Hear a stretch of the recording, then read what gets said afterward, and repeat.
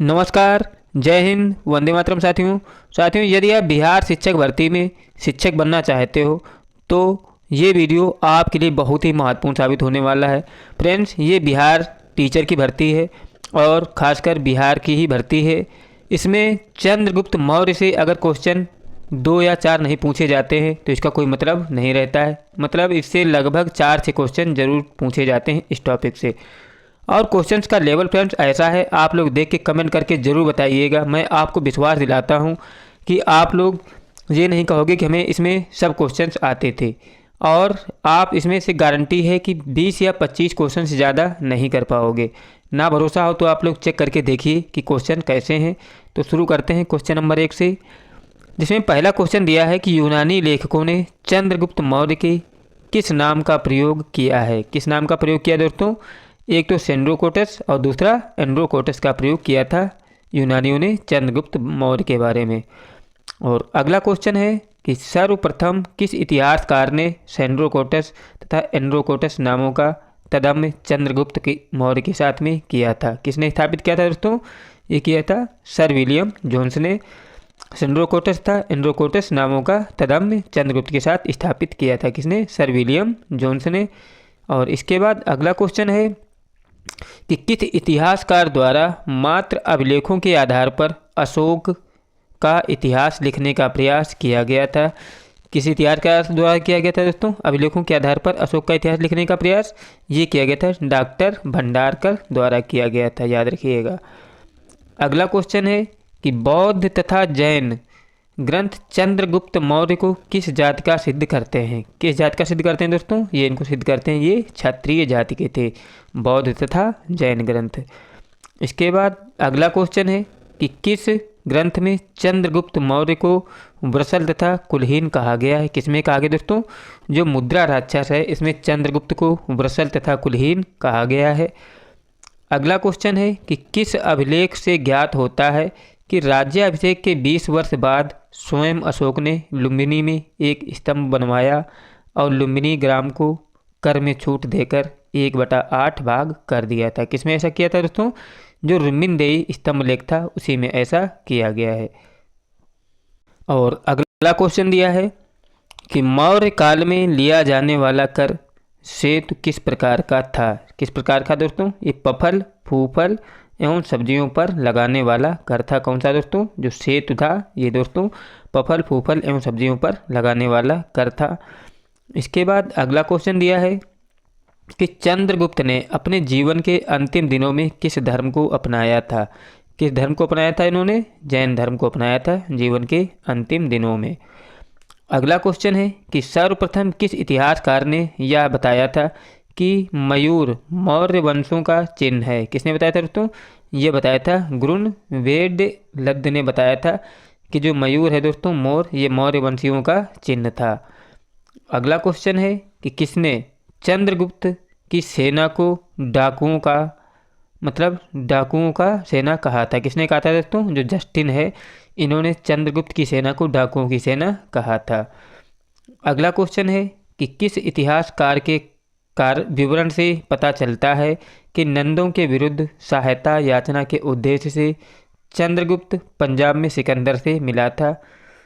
किस इतिहास ने कहा था दोस्तों? ये कहा था प्लूटार्क ने कि नंदों के विरुद्ध सहायता याचना के उद्देश्य से ही चंद्रगुप्त मौर्य पंजाब में सिकंदर से मिला था। ये कहा था दोस्तों प्लूटार्क ने। अगला क्वेश्चन है कि चंद्रगुप्त मौर्य के प्रारंभिक जीवन की जानकारी के लिए हमें मुख्यतः किन स्रोतों पर निर्भर रहना पड़ता है? किन पर दोस्तों? जो बौद्ध स्रोत हैं इन पर निर्भर रहना पड़ता है चंद्रगुप्त के प्रारंभिक जीवन की जानकारी के लिए। इसके बाद अगला क्वेश्चन दिया है कि चंद्रगुप्त मौर्य के किस राज्यपाल राष्ट्रीय युद्ध ने जूनागढ़ गिरनार युद्ध की सुदर्शन नामक झील का निर्माण कराया था? किसने कराया था दोस्तों? ये कराया था पुष्पगुप्त ने। अगला क्वेश्चन है कि मौर्यों के काल में साम्राज्य की राजधानी क्या थी? क्या थी दोस्तों? जो पाटलिपुत्र थी मौर्य काल की राजधानी हुआ करती थी।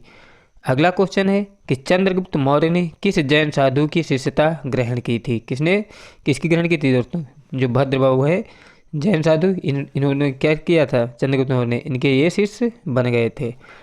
अगला क्वेश्चन है कि हिंदू राज शासन के ऊपर प्राचीनतम उपलब्ध रचना है? कौन सी दोस्तों? जो अर्थशास्त्र है ये हिंदू राज शासन के ऊपर प्राचीनतम उपलब्ध रचना है। इसके बाद अगला क्वेश्चन है कि मौर्य काल के किस नगर को विश्व के नगरों की रानी की संज्ञा दी गई है? किसको दोस्तों? जो पाटलिपुत्रा है दोस्तों, इसको क्या है? विश्व के नगरों की रानी की संज्ञा दी गई है, ये मौर्य काल के। अगला क्वेश्चन है कि पुराणों में किसे द्विजर्म की संज्ञा प्रदान की गई? किसको? जो चाणक्य हैं दोस्तों, इनको पुराणों में द्विजर्तम की संज्ञा दी गई है। अगला क्वेश्चन है कि मेगास्थनीज ने किस महत्वपूर्ण ग्रंथ की रचना की थी? सबको पता होगा, इंडिका की रचना की थी। अगला क्वेश्चन है कि कौन सा अधिकारी सीमांत पर बने दुर्ग की रक्षा करता था? कौन था दोस्तों? जो अंतपाल था दोस्तों, ये सीमांत पर बने दुर्ग की रक्षा करता था। इसके बाद अगला क्वेश्चन है कि यूनानी स्रोतों से बिंदुसार को किस नाम से पुकारा गया है? किस नाम से? जो अमित्रोकेटस है दोस्तों, इन्हें बिंदुसार को पुकारा गया था किसके नाम से? अमित्रोकेटस के नाम से। अगला क्वेश्चन है कि चंद्रगुप्त का सबसे पहले किस अभिलेख में उल्लेख मिलता है? किस में उल्लेख मिलता है दोस्तों? जो रुद्रदामन प्रथम का जूनागढ़ अभिलेख है, इसमें दोस्तों चंद्रगुप्त का उल्लेख मिलता है। इसके बाद अगला क्वेश्चन है कि कौटिल्य के अर्थशास्त्र में चोरक, दमनक, मरुवक, सिगु का उल्लेख प्राप्त होता है। ये थे क्या थे दोस्तों? ये मसाले थे। कौन से? चोरक, दमनक, मरुवक और सिगु, ये क्या थे दोस्तों? ये मसाले थे। कौटिल्य के अर्थशास्त्र में इनका वर्णन किया गया है। अगला क्वेश्चन है कि अपने अभिषेक के 13वें वर्ष बौद्ध धर्म के प्रचार के लिए अशोक ने पदाधिकारियों का एक नवीन वर्ग बनाया, जिसे कहा गया था, क्या कहा गया था दोस्तों? इसको कहा गया था धम्म महामांत कहा गया था। अभिषेक के 13वें वर्ष बौद्ध धर्म के प्रचार के लिए अशोक ने पदाधिकारियों का एक नवीन वर्ग बनाया था, जिसे धम्म महामांत कहा गया। अगला क्वेश्चन है, क्वेश्चन देखते हो कि इसी टाइप का कुछ बड़ा क्वेश्चन होता है, इसी टाइप के क्वेश्चन पिछली बार पूछे गए थे। अगला क्वेश्चन है कि किन स्तंभ लेखों से ज्ञात होता है कि अशोक ने व्युष्ट, रज्जुक, प्रादेशिक तथा युक्त नामक पदाधिकारियों को जनता के बीच जाकर धर्म के प्रचार एवं उपदेश करने का आदेश दिया था? किसमें दोस्तों? स्तंभ लेख एवं 5 सेतु जो है इनका प्रचार करने का आदेश दिया था। अगला क्वेश्चन है कि अपनी प्रजा के नैतिक उत्थान के लिए अशोक ने जिन आचारों की संहिता प्रस्तुत की उसे उसके अभिलेख में कहा गया, क्या कहा गया दोस्तों? उसे कहा गया था धम्मद। नैतिक उत्थान के लिए अशोक ने जिन आचारों की संहिता प्रस्तुत की उसे अभिलेखों में क्या कहा गया था? उसे कहा गया था दोस्तों धम्मद। अगला क्वेश्चन है कि दिव्यवादन अशोक को बौद्ध धर्म में दीक्षित करने का श्रेय किस बौद्ध भिक्षु को प्रदान किया जाता है? किसको दिया था दोस्तों? जो उपगुप्त हैं इनको दिया जाता है अशोक को बौद्ध धर्म में दीक्षित करने का श्रेय। इसके बाद अगला क्वेश्चन है कि किन तमिल ग्रंथों से पता चलता है कि चंद्रगुप्त ने तमिल प्रदेश पर आक्रमण किया था? किन से पता चलता है दोस्तों? जो अहनान नारू है और पुरनार नारू है, इनसे पता चलता है कि चंद्रगुप्त ने तमिल प्रदेश पर आक्रमण किया था। अगला क्वेश्चन है कि मौर्य काल में राज्य की आय का प्रमुख स्रोत क्या था? क्या था दोस्तों? जो भूमि कर है दोस्तों, ये मौर्य काल में राज्य की आय का प्रमुख स्रोत था। इसके बाद अगला क्वेश्चन है कि कौटिल्य के अर्थशास्त्र में गुप्तचरों को कहा गया है, क्या कहा गया दोस्तों? इनको कहा गया है गूढ़ पुरुष। अगला क्वेश्चन है कि मौर्य काल में दौवारिक किसे कहा जाता था? किसे कहा जाता था? ये दोस्तों राजप्रसाद के रक्षक को कहा जाता था दौवारिक। इसके बाद अगला क्वेश्चन है कि किस स्तंभ लेख में अशोक के 7 अभिलेख उत्कीर्ण हैं, जबकि शेष स्तंभों पर केवल 6 लेख ही उत्कीर्ण मिलते हैं? किस पर दोस्तों? जो दिल्ली का 1 टोपरा स्तंभ लेख है, इसमें केवल 7 स्तंभों का उल्लेख है, जबकि शेष में क्या दोस्तों? 6 लेख ही उत्कीर्ण मिलते हैं। अगला क्वेश्चन है कि बिंदुसार की मृत्यु के समय अशोक कहाँ का वायसराय था? कहाँ का था दोस्तों? ये उज्जैन का था वायसराय बिंदुसार की मृत्यु के समय। अगला क्वेश्चन है कि मौर्यकालीन कंटक शोधन थे। मौर्यकालीन कंटक शोधन थे क्या दोस्तों? फौजदारी न्यायालय थे कंटक शोधन। इसके बाद अगला क्वेश्चन है कि मगध में 12 वर्ष लंबे अकाल का किस साहित्य कृत में जिक्र मिलता है? किसमें मिलता है दोस्तों? ये परिशिष्ट पर्वन है, इसमें 12 वर्ष के अकाल का वर्णन किया गया है।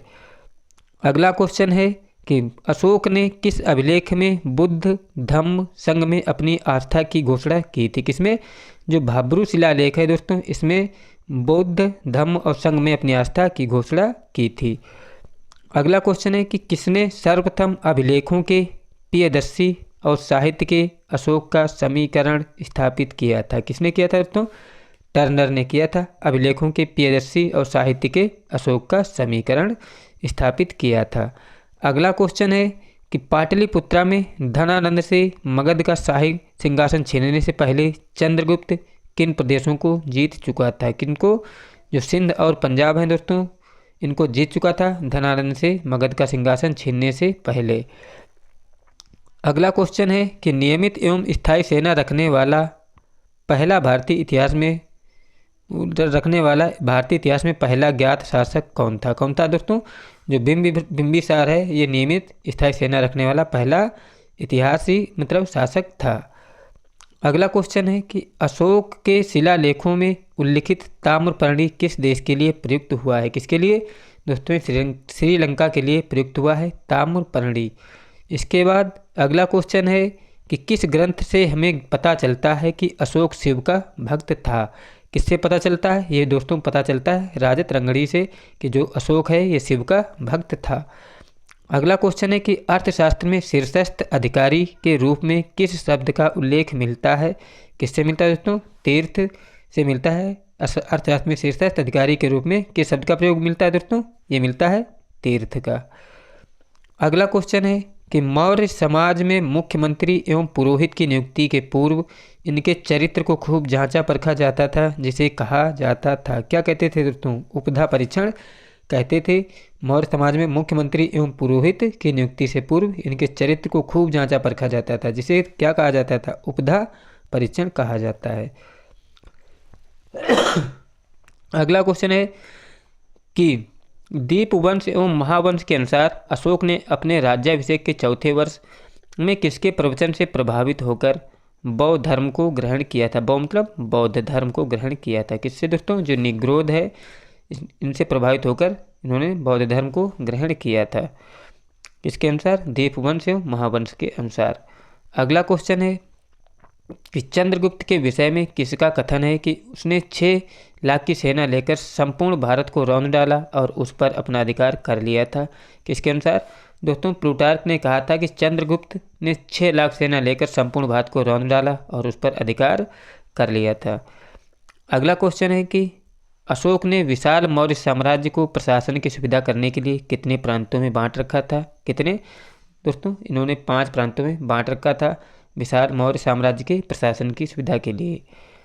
अगला क्वेश्चन है कि किस ग्रंथ से पता चलता है कि अशोक ने कश्मीर में वितस्ता नदी के किनारे श्रीनगर नामक नगर की स्थापना की थी? किससे दोस्तों पता चलता है?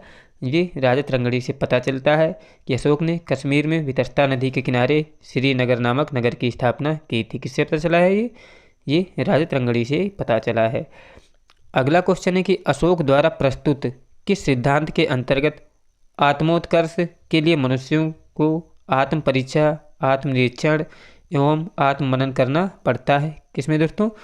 जो निझंती सिद्धांत है इसके अनुसार जो होता है अमोत्कर्ष के लिए मनुष्य को आत्म परीक्षा, आत्मनिरीक्षण एवं आत्मनन करना पड़ता है। किसके अनुसार? अशोक के निझंती सिद्धांत के अनुसार।